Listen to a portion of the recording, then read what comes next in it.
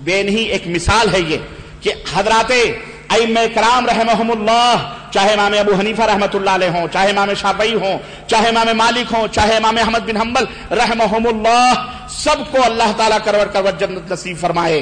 یہ وہ ائمہ ہیں جنہوں نے دین کی خدمت کی ہے، یہ دین کے خادم ہیں، یہ قرآن اور حدیث کے خادم ہیں، انہوں نے دین کو ہم تک پہنچایا ہے، شرح کی ہے، تشریح کی ہے۔ یہ پہلی اور دوسری اور تیسری صدی ہجری کے اندر یہ پیدا ہوئے، دوسری تیسری صدی کے اندر یہ پیدا ہوئے۔ اس وقت حدیثیں اکٹھا نہیں تھیں، کتابوں کے اندر تحریر نہ تھی۔ جن مسائل کو حدیث اور قرآن میں انہوں نے دیکھا، پایا، اس کو نوٹ کیا، اور جن مسائل کو قرآن و حدیث میں ان تک نہ پہنچی وہ حدیثیں، تو انہوں نے ان مسائل میں اجتہاد کیا۔ انہوں نے ان مسائل میں کیا کیا؟ اجتہاد کیا۔ اجتہاد یعنی جد و جہد کی، کوشش کی، سوچا، مسئلے کو نکالا۔ اب جب مسئلے کو نکالا اور اس کے اوپر عمل کیا، اور اب اس کے بعد پھر وہ انتقال کر گئے، پھر وہ کیا کر گئے؟ انتقال کر گئے۔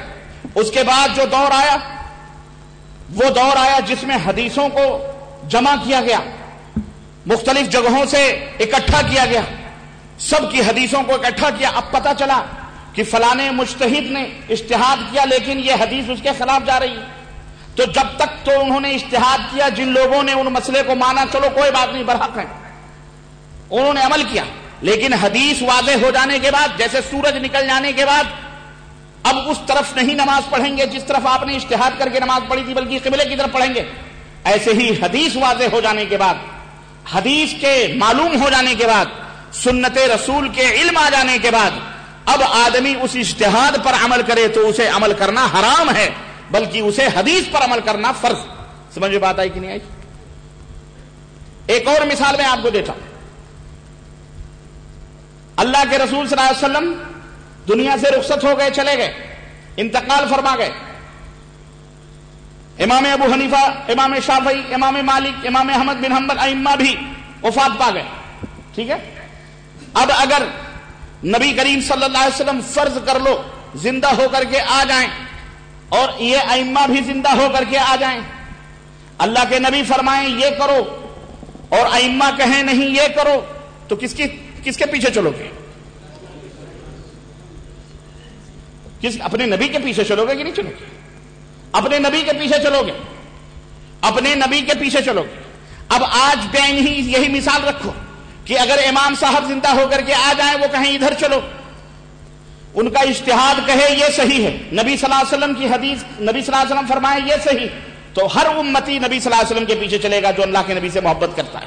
وہ امام صاحب کو پیچھے چھوڑ دے گا، امام ابو حنیفہ کو بھی چھوڑ دے گا، امام مالک، سب کو چھوڑ دے گا، نہیں ہم نبی صلی اللہ علیہ وسلم کے پیچھے چلیں۔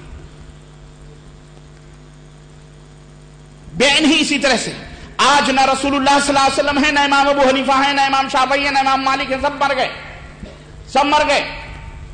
لیکن اب نبی کی بات زندہ ہے، امام صاحب کی بھی باتیں زندہ ہیں، ائمہ کی بھی باتیں زندہ ہیں، نبی صلی اللہ علیہ وسلم کی بھی باتیں زندہ ہیں۔ اب نبی صلی اللہ علیہ وسلم کی باتیں آپ کے سامنے ہوں اور ائمہ کی بھی باتیں آپ کے سامنے ہوں، تو کس کا سکہ چلے گا؟ بولو، نبی صلی اللہ علیہ وسلم کی باتوں کا سکہ چلے گا یا ائمہ کی باتوں کا سکہ چلے گا؟ بات واضح ہے کہ اگر دونوں زندہ ہو کر کے آ جائیں تو ہر امتی اپنے نبی کے پیچھے چلے گا، ایسے ہی دونوں کی باتیں زندہ ہو کر کے آ جائیں اور سامنے ہو جائیں، یہ اللہ کے نبی نے فرمایا، یہ اللہ کے نبی نے نہیں فرمایا، یہ اجتہاد ہے، یہ اللہ کے نبی کی حدیث اور سنت کے خلاف ہے، پھر بھی ہم اس باتوں کو لیں گے اور نبی کی باتوں کو چھوڑ دیں گے؟ بولو، کتنا بڑا ظلم ہوگا یہ اللہ کے رسول صلی اللہ علیہ وسلم کے ساتھ۔ معاملہ بہت آسان ہے، بہت سہل ہے سمجھنے کے لیے، لیکن سمجھنے والے کے لیے دماغ چاہیے، سمجھنے والے کے لیے عقل چاہیے۔ میرے عزیزوں، فرقہ بندی کرنے کی ضرورت نہیں ہے، ٹکڑے ٹکڑے بننے کی ضرورت نہیں ہے، بلکہ علامہ اقبال نے کہا منفعت ایک ہے اس قوم کا نقصان بھی ایک ہی سب کا نبی، دین بھی، ایمان بھی ایک، حرم پاک بھی، اسلام بھی، اللہ بھی ایک، قرآن بھی ایک، کیا بڑی بات تھی ہوتے جو مسلمان بھی ایک۔ فرقہ بندی ہے کہیں اور کہیں ذاتیں ہیں، کیا زمانے میں پنپنے کی یہی باتیں ہیں۔ اور اسی اقبال نے کہا تھا کہ تقلید کی روش سے تو بہتر ہے خودکشی، تقلید کی روش سے تو بہتر ہے خودکشی، رستہ بھی ڈھونڈ خضر کا سودا بھی چھوڑ دیں، خضر کا سودا بھی چھوڑ دیں، رستہ ڈھونڈو، تحقیق کرو، اللہ اور اس کے رسول کے فرمودات کے اوپر عمل کرنے کی کوشش کرو۔ میرے عزیزو، میرے دوستو، کیونکہ اسی کے اندر نجات ہے، اسی کے اندر فلاح ہے۔ وَمَن يُطِعِ اللَّهَ وَرَسُولَهُ فَقَدْ فَازَ فَوْزًا عَظِيمًا، اللہ فرماتا ہے جو رسول کی اطاعت کرے گا اور جو اللہ کی اطاعت کرے گا، جو رسول کی اطاعت کرے گا، فقد فاز فوزا عظیما، وہی عظیم کامیابی سے ہمکنار ہوگا۔ تو صراط مستقیم وہی ہے جو رسول اللہ صلی اللہ علیہ وسلم کی اطاعت میں ہے۔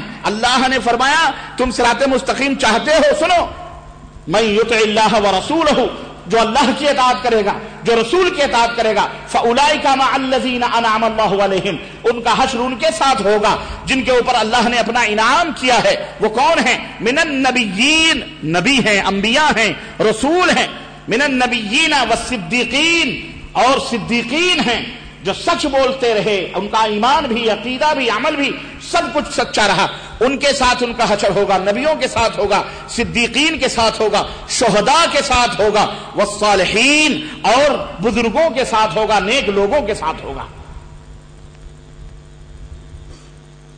ان کے ساتھ تمہارا حشر ہوگا۔ کن کا؟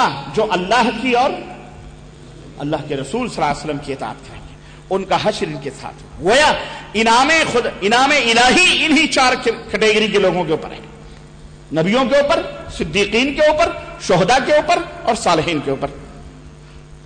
یہی مومنین ہیں۔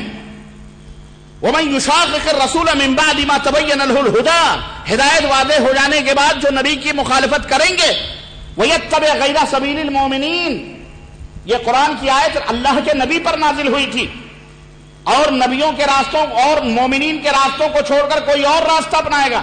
یہ مومنین کون ہیں؟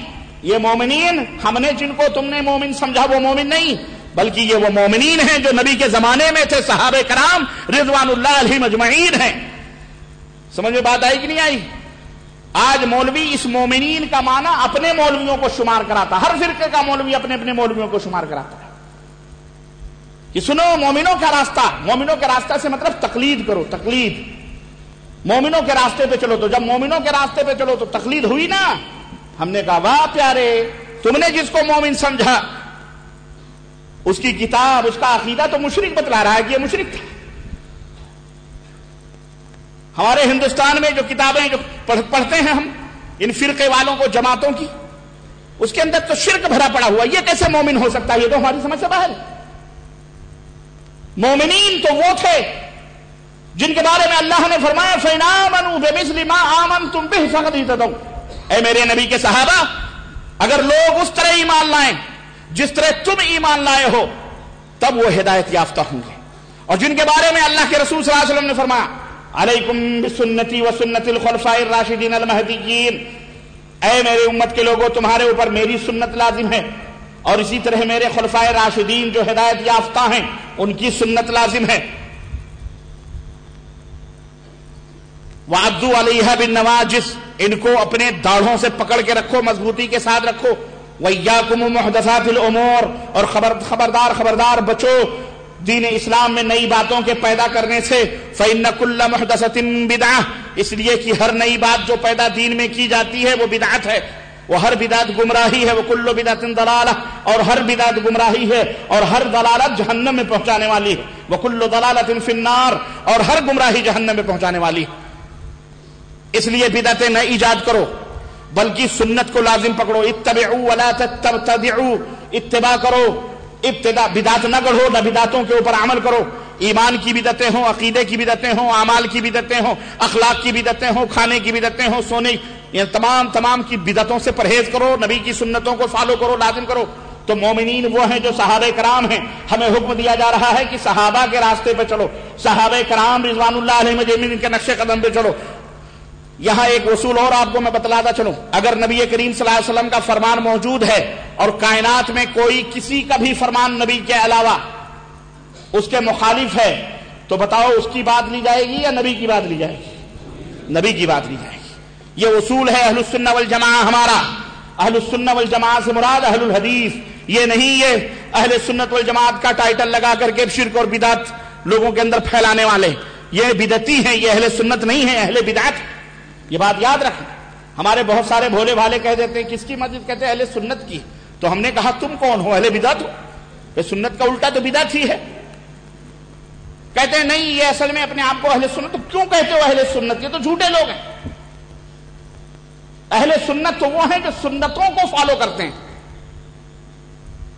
پختہ قبر بنانا نبی کی سنت نہیں ہے.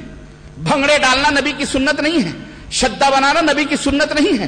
11ویں 12ویں کے مرغے ذبح کروانا نبی کی سنت نہیں ہے. یا غوث یا المدد کے نعرے لگانا نبی کی سنت نہیں ہے. سنت ہے یہ؟ پھر یہ اہل سنت کیسے ہوگا؟ اہل مانے والے، سنت مانے نبی کا طریقہ. سنت والے واہ، الٹا چور کوتوال کو ڈانٹے. ہم سنتوں کو اپنا